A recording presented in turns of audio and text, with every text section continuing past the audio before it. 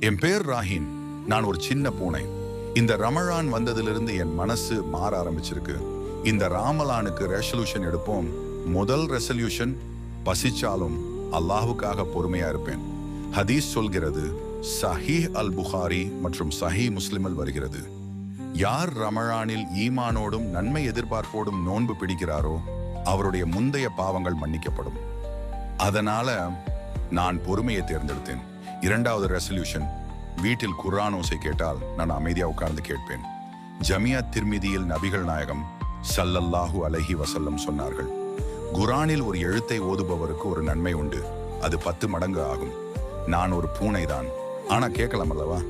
மூன்றாவது ரெசல்யூஷன், கோபம் இல்லை, சண்டை இல்லை, அமைதி மட்டும் கடைபிடிப்போம். சஹீஹ் அல் புகாரில் வருகிறது, நோன்பு கேடயமாகும். யாராவது சண்டை போட்டால் நான் நோன்பில் இருக்கிறேன் என்று சொல்லட்டும். இந்த ரமழான் என்ன மாதிரி ஒரு சின்ன பூனையையே மாத்தி இருக்கும் போது நம்மளை மாத்த முடியாதா? இந்த ரமழான்ல நீங்க என்ன ரெசல்யூஷன் எடுக்க போறீங்க?